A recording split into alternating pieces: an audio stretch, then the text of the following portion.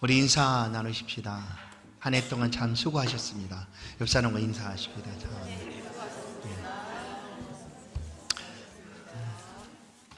열매를 위해 결단하라라는 제목으로 말씀을 함께 나누겠습니다.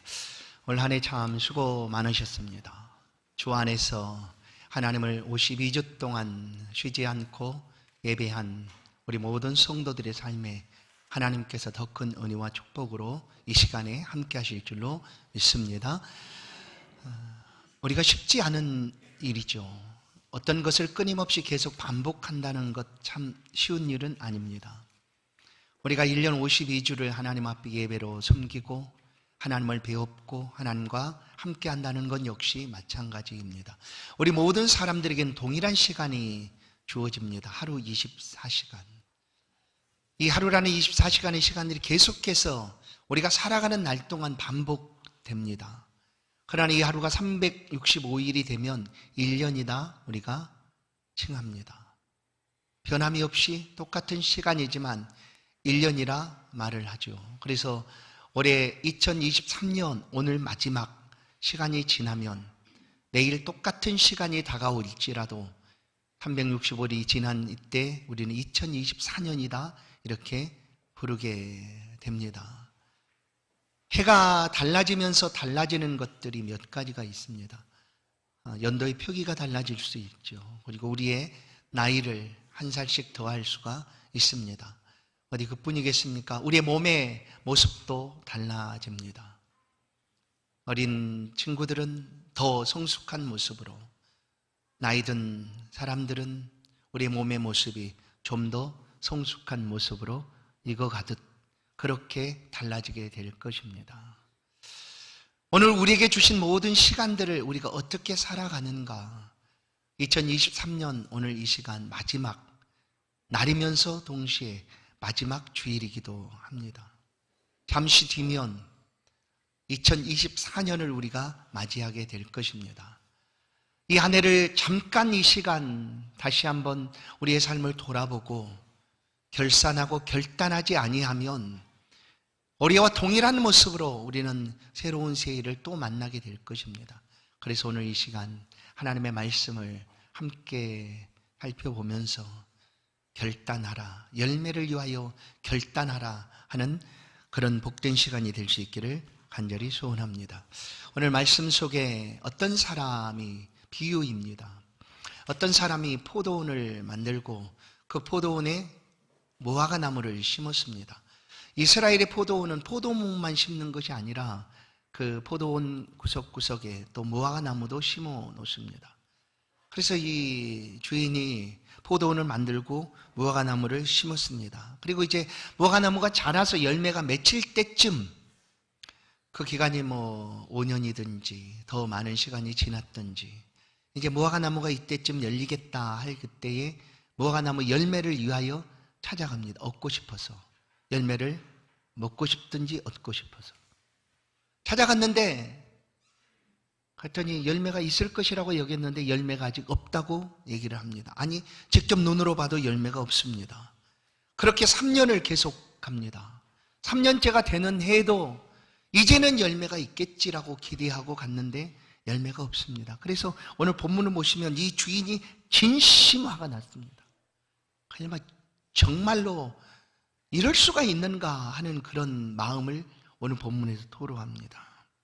왜냐하면 3년 동안 열매를 찾아서 갔는데 역시 열매가 없다는 이야기를 듣는 주인은 이렇게 말합니다. 찍어버려라 그냥. 왜 땅만 버리도록 놔두느냐 하고 포도원을 가꾸는 포도원 지기에게 얘기합니다. 이 쓸모없는 무화과 나무 그냥 찍어버려라. 열매가 있어야 되는데 없고 땅만 버리도록 놔둘 필요가 있느냐. 그냥 찍어버려라 라고 얘기합니다. 끝장내버려라, 없애버려라 하는 거죠. 여러분, 이것은 비유입니다. 비유. 우리가 나무에 열매가 있든지 없든지 그게 무슨 상관이겠습니까, 우리에게.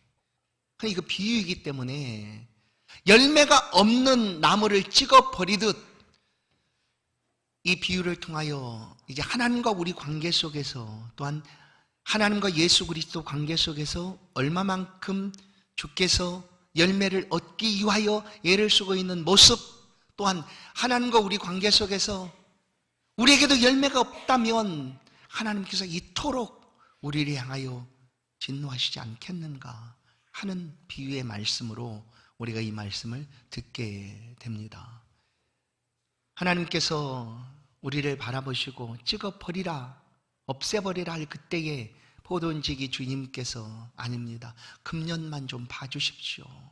내가 또다시 열심히 땅을 파고 거름을 주어서 열매 맺도록 할 터이니까 한 번만 좀 봐주십시오 하는 그런 말씀이기도 하고, 또 우리 관계 속에서 보면 우리 역시 우리의 삶을 돌아보니 열매가 없다. 그러면 어떻게 될까요? 찍어버림을 받게 되는 상황인 거죠. 마지막이 결산하는 순간. 그럴 때 우리가 이 포도원 지기처럼 외치고 있는 모습이기도 합니다. 금년만 참아주십시오. 아니, 이번까지만 봐주시고 한 번만 더 기회를 주시면 내가 다시는 이런 열매 없는 삶을 살지 않겠습니다 하는 우리의 고백이기도 합니다. 그래서 오늘 이 말씀을 드릴 때 이제 마지막 2023년이 마지막 시간이지만 이대로 그냥 지나가면 우리 2024년도 똑같을 수 있기 때문에 오늘 이 말씀을 붙잡고 우리의 삶의 열매들이 있는지 확인해보고 열매를 위한 결단하는 그런 귀한 시간 될 수 있기를 간절히 축원합니다. 포도원 지기가 금년만 참아주십시오 하는 것은 반드시 열매를 맺도록 하겠다라는 그런 포도원 지기 결단이고 고백입니다. 이것이 포도원 지기의 고백 결단뿐만 아니라 오늘 말씀을 듣는 저와 여러분의 결단이기를 간절히 소원합니다. 한 해를 한번 잠깐 돌아보십시오. 우리 가운데 열매가 있었을까? 어떤 열매가 있을까? 많은 열매들이 있으셨죠. 기억나는 대로 우리 안에 삶의 열매들이 분명히 있습니다. 그 열매들의 모습들을 하나님이 얼마나 흡족히 하시고 기뻐하실까? 왜냐하면 성경 속에서 하나님께서 우리 가운데 하시는 말씀 중에 열매를 얼마나 중요하게 여기시는가를 우리는 기억하게 됩니다. 하나님 열매를 너무나 중요하게 여기신다라는 거예요. 보시면 어떻게 알겠느냐? 이 많은 사람들을 내가 어찌 알겠느냐라고 하나님 말씀하시고 내가 열매로 알 수가 있다라고 얘기합니다.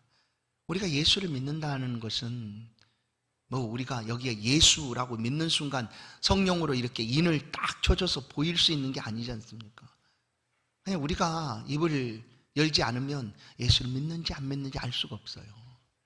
그러나 하나님은 아신다라는 거. 어떻게? 하나님의 백성들의 삶의 열매들을 통하여 하나님 아신다라고 우리가 오늘 말씀을 하십니다. 나무들의, 과실나무들의 열매들을 위해서 하시는 말씀이 아니고 오늘 하나님의 백성인 성도들을 위하여 하시는 말씀인 것을 우리는 분명히 압니다. 마태복음 7장을 보시면 19절, 아름다운 열매를 맺지 아니하는 나무마다 찍혀 불에 던져지느니라. 이러므로 그들의 열매로 그들을 알리라. 이것이 과일나무를 위하여 하나님이 하신 말씀입니까? 하나님을 믿는 성도들의 삶을 통하여 하나님께서 주시는 말씀입니다.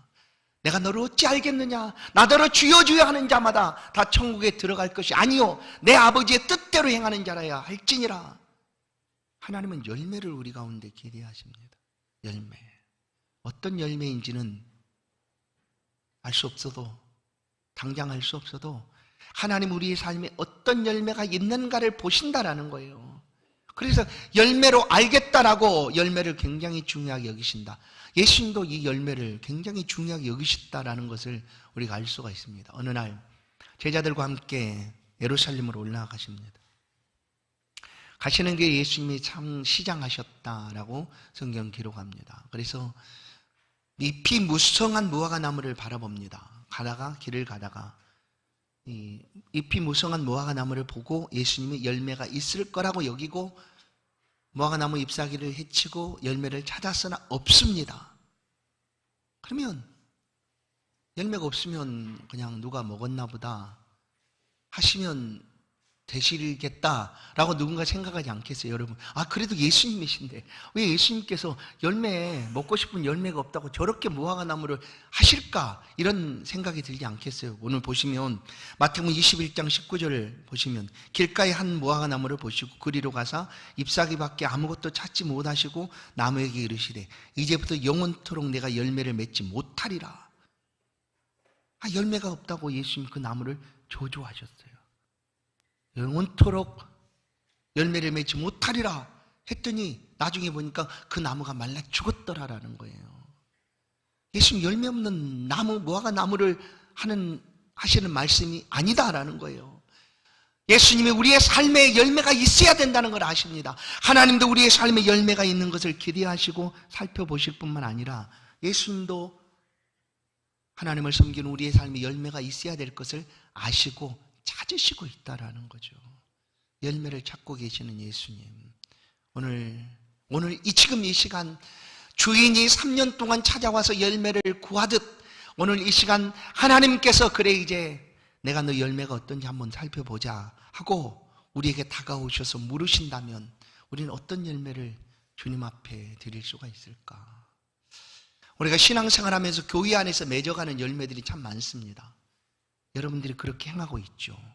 여러분들이 맺는 열매들이 있습니다. 한 해 동안 그런 열매들이 여러분 안에 있다는 것을 기억하십시오. 어떤 열매일까요? 기도의 열매도 주님이 찾으시는 열매입니다. 하나님이 세우신 교회와 그의 나라를 위하여 너희는 먼저 그의 나라와 그의 의를 구하라 하심처럼 우리의 삶의 앞길을 위하여 하나님 앞에 구하듯 하나님의 나라를 위하여 기도하는 기도의 열매가 있습니까? 하나님교회 새벽마다 부르짖는 기도의 시간들, 금요일 함께 부르짖는 기도의 시간들, 아니 우리가 개인적으로 시간을 정하고 하나님 앞에 드리는 기도의 시간, 그게 다 열매입니다. 가장 소중한 예배의 열매가 있습니까?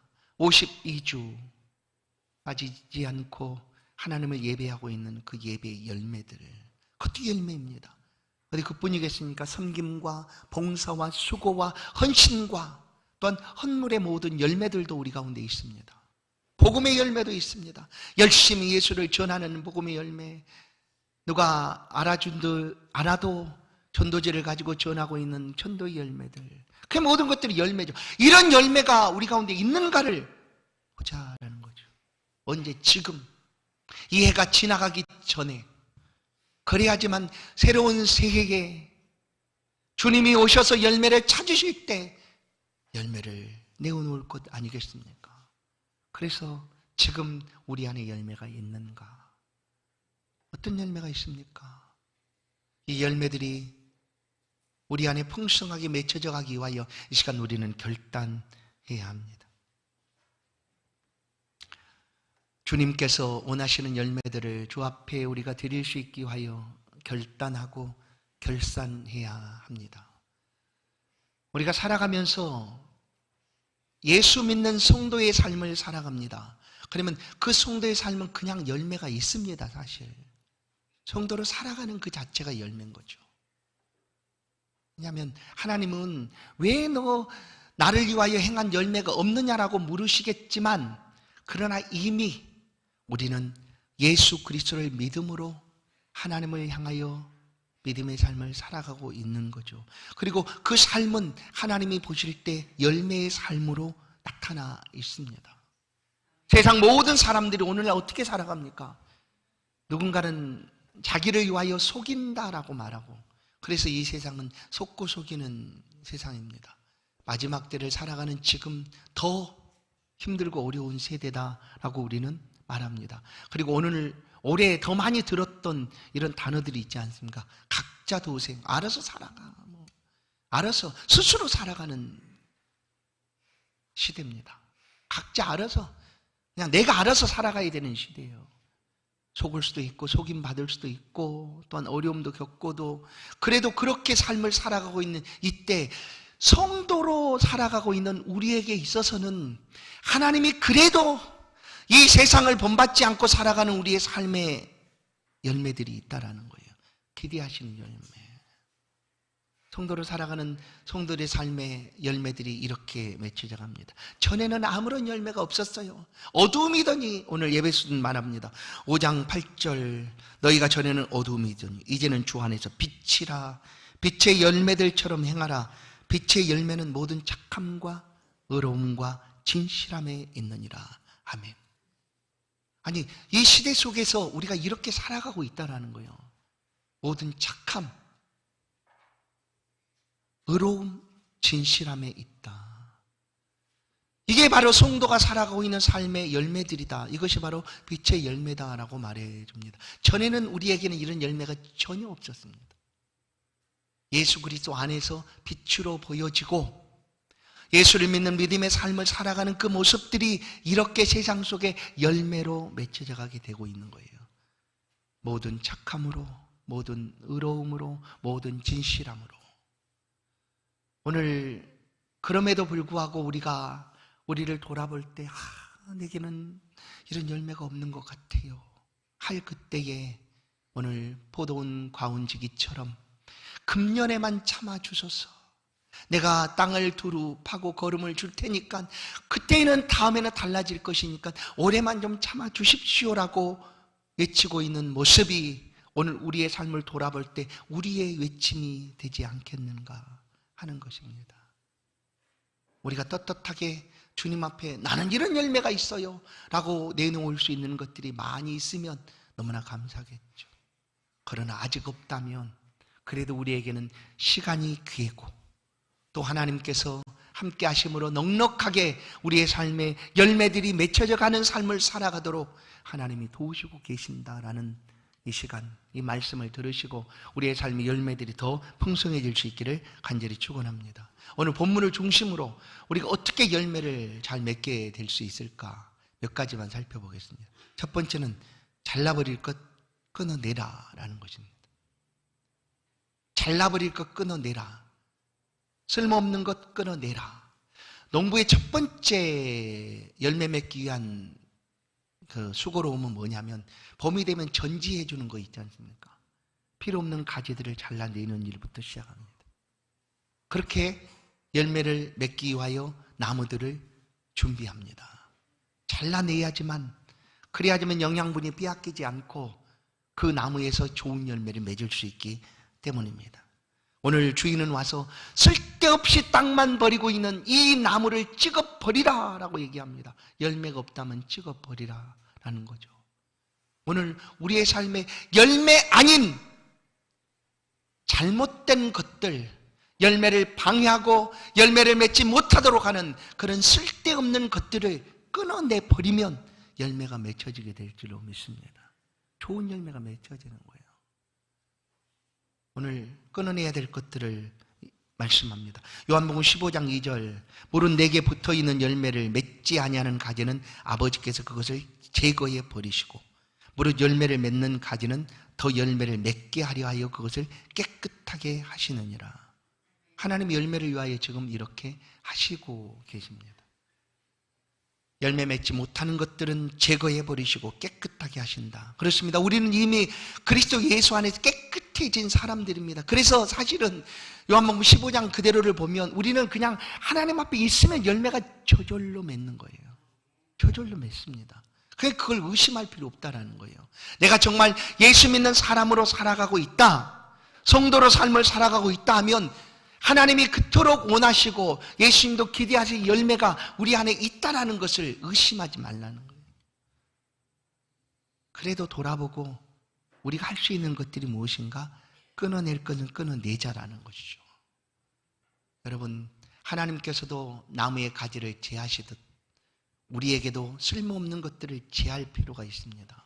끊어내버리고 그리고 없애버릴 필요가 있다라는 거예요. 그것이 과연 뭘까요? 우리 열매를 위해서 생각해 보십시다. 그것은 바로 우리의 마음의 생각입니다.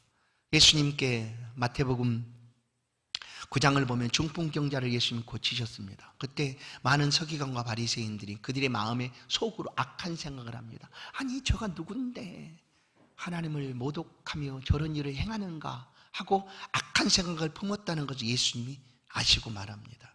너희가 어찌하여 마음에 악한 생각을 가졌느냐. 이 악한 생각이 있는 한 우리에게는 좋은 열매가 맺혀져 갈 수가 없습니다. 그걸 끊어내라는 거예요. 이 생각들을 끊어내라. 잘못되고 악한 생각들, 부정한 생각들, 그리고 미워함과 원망과 불평함, 이런 것들을 잘라내라. 그러면 우리 안에 좋은 열매가 맺는다. 골로새서 3장 2절은 위의 것을 생각하는 것이 좋은 열매 맺는 비결입니다. 위의 것을 생각하라. 그리고 땅의 것은 생각하지 말아라 라고 말합니다. 로마서도 말합니다. 육신의 생각은 사망이요 영의 생각은 평안과 생명이다. 잘라내버릴 것들은 이 땅의 것들입니다. 이 땅의 것이 전부인 것처럼 살아가고 있는 그 생각도 끊어내야 합니다. 그리고 위의 것을 하나님과 천국과 영생과 또한 우리에게 주신 하나님의 축복을 생각하며 살아가는 것. 그러면 우리 삶의 좋은 열매들이 저절로 맺혀지는 거죠. 여러분, 생각이 바뀌면 어떻게 될까요? 말이 달라진다고 얘기합니다. 우리 말로 한 해 동안 물론 실수할 수도 있죠. 그러나 말의 검처럼 날카로운 비수가 되어서 다른 사람을 상처 주고 아프게 했던 것들이 우리 안에 있다면 그것으로 열매를 계속 맺혀갈 수가 없습니다. 그래서 이 말에 잘못된 것도 끊어내야 합니다. 우리의 말로 좋은 언어들을 사용할 수 있지 않습니까? 좋은 셈이 되어서 다른 사람이 목마르지 않도록 줄 수 있는 그런 복되고 좋은 말들이 얼마나 많습니까? 그러나 이 말로 우리는 사람들을 아프게 하고 상처 주고 죽이는 그런 때도 있습니다. 아무것도 아닌 것 같아도 우리의 생각이 이미 끊어내고 바르게 정리가 됐다면 자연스럽게 우리의 말도 그렇게 좋아지리라 믿습니다. 우리의 말이 어떻게 쓰임 받아야 될까? 성경은 들려줍니다. 에베소 4장 29절. 무릇 더러운 말 너 입 밖에도 내지 말고, 더러운 말 입 밖에도 내지 말고 오직 덕을 세우는데 소용되는 대로 선한 말을 하고 듣는 자들에게 은혜를 끼치게 하라. 덕스러운 말이에요. 그리고 선한 말입니다. 은혜로운 말이에요. 이것들이 우리의 삶의 열매를 맺게 하는 풍성한 비결입니다. 또한 생각이 바뀌면 말이 바뀌죠. 말이 바뀌면 어떻게 될까요? 습관이 달라집니다. 여러분 아시죠? 습관이 달라져요. 잘못된 습관들이 우리 가운데 얼마나 많습니까? 좋은 습관은 말한 대로 교회 안에 있는 좋은 열매들이죠. 하나님을 예배하는 좋은 열매들. 물론 무슨 이유가 있어서 52주를 다 하나님 앞에 우리 임마누엘 교회 안에서 다 드릴 수 없을 수도 있어요. 그러나 좋은 습관을 가지고 하나님을 예배하는 자리에 선다는 것은 얼마나 귀한 일인지 모릅니다. 예수님도 이런 좋은 습관을 우리 가운데 가지셨고 본을 보여주셨습니다. 일찍이 일어나셔서 한적한 곳으로 나아가서 하나님과 만남의 시간을 갖는 좋은 습관이죠. 날마다 감람산으로 올라가셔서 하나님과 기도하는 좋은 습관들을 가지고 계셨다라고 성경은 들려줍니다. 좋은 습관을 가지는 것이 열매를 맺는 비결입니다. 어느 교회에서 좋은 습관을 만들자, 예배를 위한 좋은 습관을 가집시다 하고 이렇게 캠페인을 하고 이제 좋은 습관을 갖도록 하기 위해서 얘기를 합니다. 그 교회 안에 어떤 사람이 목사님 보니까 맨날 매주 52주를 봐도 또 그 시간에 늦더라는 거예요. 11시면 11시 10분 한 7분이나 10분 사이에 꼭 오더라는 거예요. 그래서 고민하다가 안 되겠다. 저분들을 위해서 우리가 예배 시간을 좀 바꿔주자 하는 마음으로 시간을 10분을 늦췄답니다. 11시 10분에 예배를 드렸어요. 뭐 이제 그게 그냥 11시에 드려야 되고 11시 10분에 드린다고 해서 잘못된 건 아니니까.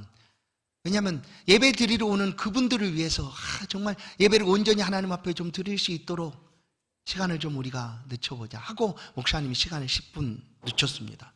그래서 한 10분의 예배를 딱 시작한 거예요. 그런데 기가 막히게 11시 10분 시작된 예배 가운데 또 7, 8분을 늦더라는 거예요. 그게 습관이 된 거 아니겠어요? 습관. 예배가 되면 정시에 드리는 습관이 아니라 한 7, 8분은 좀 늦게 와야지 예배를 드리는 것 같다. 이런 습관은 좋은 습관이 아닙니다. 잘못된 습관이죠. 바꿔보십시오. 하나님 앞에 예배 드릴 때 집중하여 하나님을 묵상하고 하나님을 생각하고 말씀을 들어보십시오. 그 좋은 습관들이 얼마나 많습니까? 이렇게 되면 우리 안에 끊어낼 건 끊어내지면 하나님 앞에 좋은 열매가 맺혀져 가게 될 줄로 믿습니다. 올 해가 가기 전 얼마 안 남았어요. 이 습관들을 한번 되새겨 보십시다. 두 번째 한 가지 더가 있습니다. 오늘 이 포도원지기는 주인이 와서 그렇게 말할 때 찍어버려라, 왜 땅만 버리게 놔두느냐, 그냥 뽑아서 없애버려라 할 그때 포도원지기가 간청합니다. 여러분 기억하십시오. 오늘도 우리를 위하여 내가 열매 없음을 안타까워할 때, 한탄할 때 우리 주님이 하나님 앞에 우리를 위하여 중보하며 하나님 그래도 조금만 기다려 보십시다 하고 기도하는 줄로 믿습니다. 어디서? 보좌 우편에서 우리를 위한 중보의 기도를 주님이 드리고 있으니까 걱정하지 마시고 해보십시오. 이 어찌할 땅만 버리니 할 때 이 포도원지기가 어떻게 합니까? 주인이여 금년만 좀 봐주십시오. 한 번만 더 기회를 주십시오. 오늘 이 마음으로 우리도 하나님 앞에 구하십시오. 하나님 내게 한 번만 더 기회를 주시면 내가 잘할게요. 그렇게 어떻게 합니까? 포도원 주인이 내가 두릅 땅을 파고 거름을 주겠다라고 얘기합니다. 포도원지기에 할 일이 뭐냐면 이 일이죠. 땅을 파고 거름을 주는 일이에요. 그냥 마땅히 할 일을 하겠다라는 거예요. 마땅히 할 일. 금년만 참아주십시오 하는 것은 주님 나도 하나님 앞에 성도로서 내가 마땅히 할 일을 하겠습니다 하는 거예요. 내가 마땅히 할 일을 할 테니까 조금만 좀 기다려 주십시오. 내가 성도의 이름에 걸맞는 그런 삶을 내가 살겠습니다 하는 것이죠. 그러면 성도가 마땅히 할 일을 꼽으라면 뭘 꼽겠습니까? 여러분 그것이 뭘까요? 어떤 것이 성도로서 마땅히 해야 될 일이라고 여기십니까? 바로 그거예요. 바로 그것을 잘 하시면 돼요. 뭘까요? 예배의 삶입니다. 예배의 삶. 성도에 있어서 마땅히 할 일은 하나님을 예배하는 삶입니다. 하나님이 우리와 함께 예배로 만나주시기 위하여 지금 이 자리에 임기하여 계시고 예수 그리스도를 보내셔서 우리를 초청하고 계시는 거예요. 예배의 삶을 살아가면 열매는 있습니다. 아멘. 걱정할 필요 없어요. 예배의 삶을 잘 살아가면 열매는 있습니다. 오늘 믿음의 조상인 아브라함은 이 삶을 정말 잘 살았어요. 부름받고 이제 하나님으로부터 부름을 받은 사람이 됐잖아요. 그리고 이 아브라함은 하나님과 예배의 삶을 놓치지 않았어요.